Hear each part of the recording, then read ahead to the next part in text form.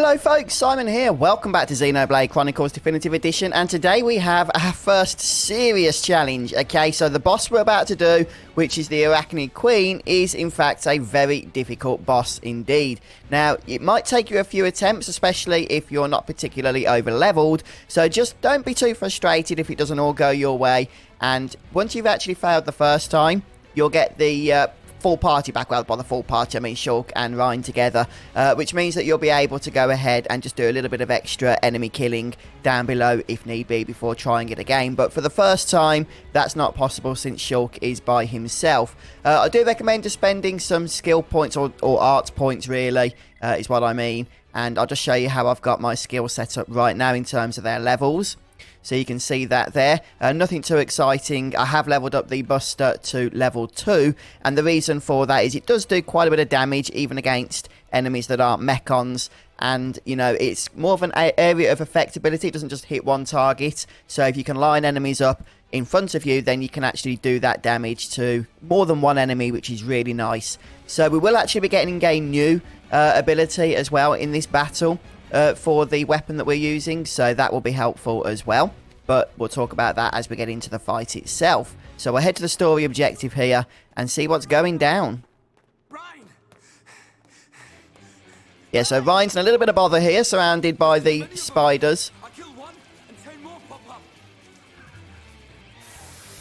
I've turned up the audio, by the way, for the game volume. That has been requested by a few people. Unfortunately, I can't really turn it up much more without drowning out my voice, so the cutscenes will always be at a lower volume than my commentary, just bear that in mind.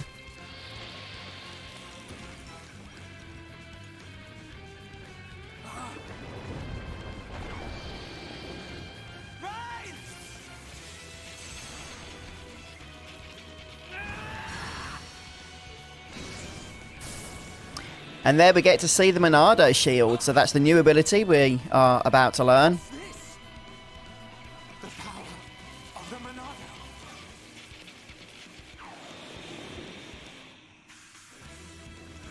Look out!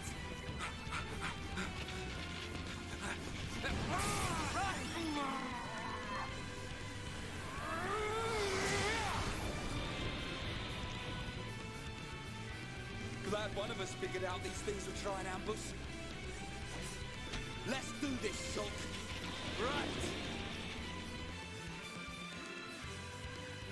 Right, so in order to defeat the Arachno Queen, we are going to have to make use of that new ability we've just learned, the Shield art. Now, one thing to note is that along with this new ability comes a new gameplay mechanic we're going to be introduced to for the first time here.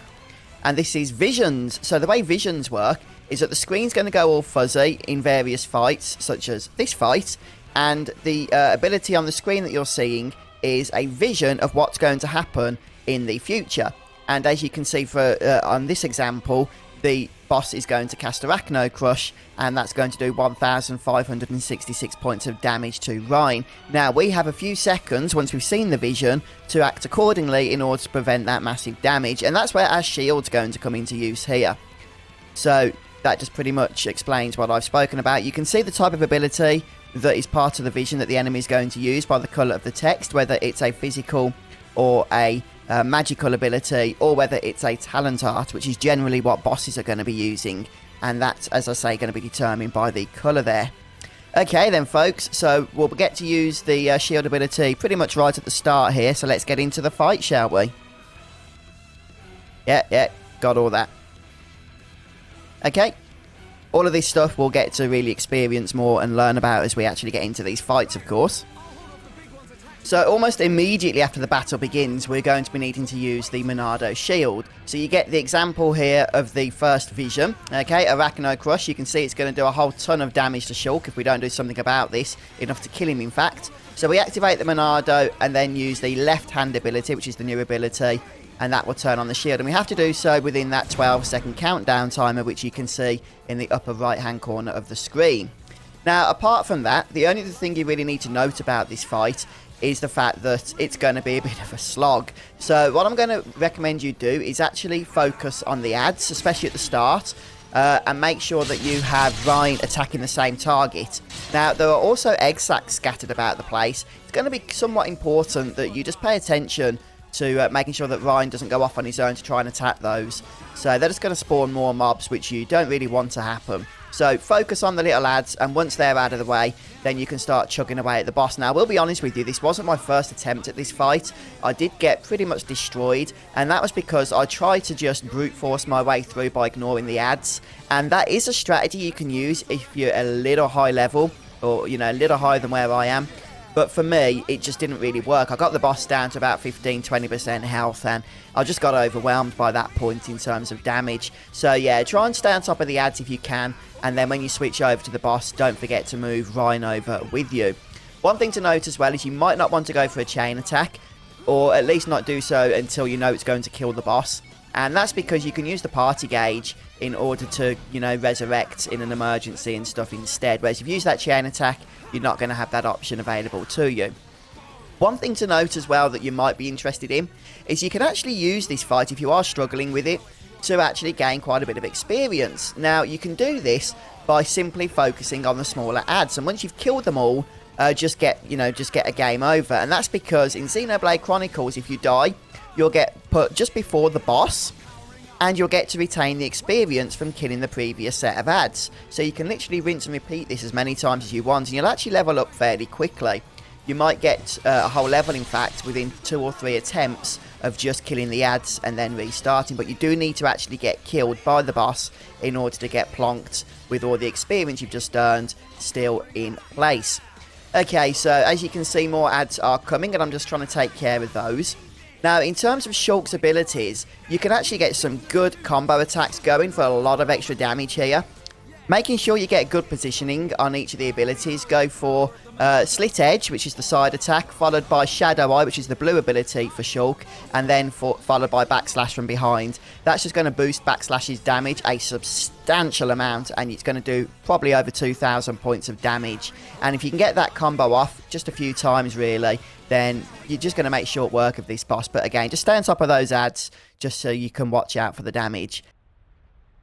Looks like the Monado works on more than just Mechon. I gotta say, that's pretty awesome. Yeah, so as long as you just follow that strategy, just make sure that you try and stay on top of some of the ads. It can be really tough if you go all out on the boss, because you just get overwhelmed. And try and save the party gauge for, you know, reviving rather than for chain attacks. You don't really need chain attacks on that. There is a little bit of defense involved rather than just going all out. But there we have it. So well done if you get that one, guys. If you kill that boss, it's tough. Power to change the future, and that's exactly what I intend to do. You've got my vote. And if you really can do that, I think Fiora would have liked it too. Yeah. Right, let's get moving. We're nearly at the Bionic's knee.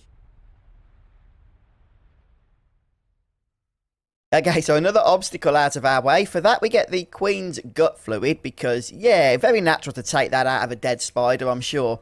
But regardless, we're going to be using it in a moment, so I'm sure our party members know about that.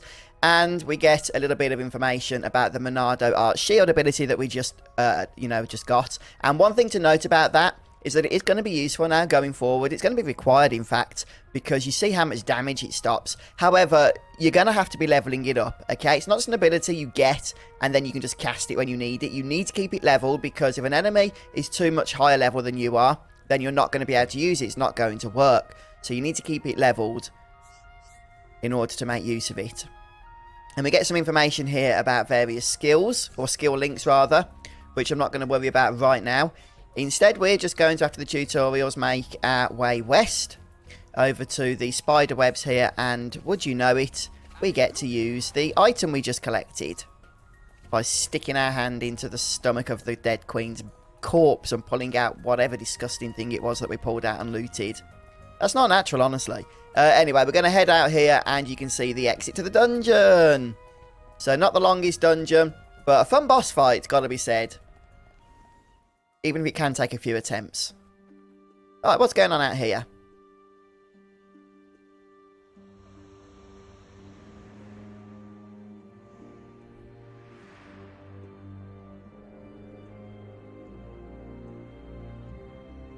Here we see the aftermath of the battle between the Bionis and the Mechonis.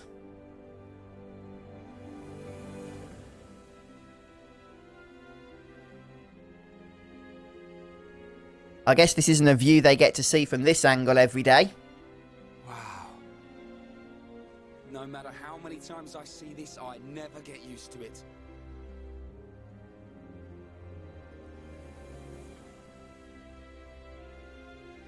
On the other side of those clouds. Yep. It's our enemy. Mechonis.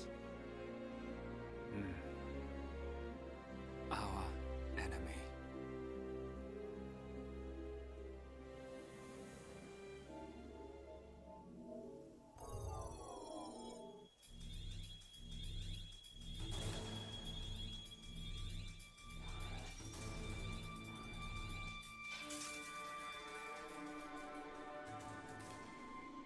Uh-oh, that's not good. It's probably going to mean that the Mechon are going to know that we're here now.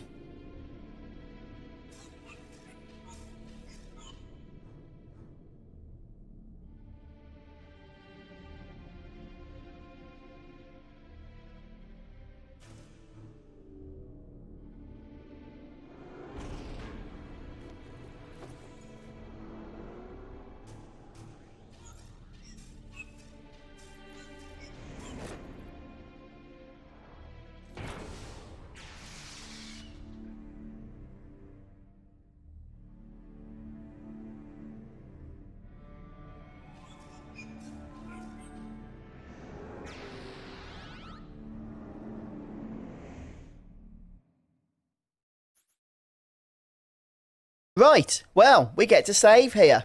So I'm going to do just that, and I think we'll finish off the episode since this is going to be dedicated to the boss fight. So thanks for stopping by, guys. If you do manage to kill that Arachno Queen spider thingy, then please do let us know in the comments, because I'll be honest with you, it took me a couple of attempts to get it down, to get the strategy down. But hopefully, it helped you and you managed to get through it without too much trouble. But there we have it then, guys. That's the end of today's episode for Xenoblade Chronicles Definitive Edition. Join me next time as we continue on our journey along the Bionis. All right then, folks. Have a great day. I'll see you soon. Goodbye.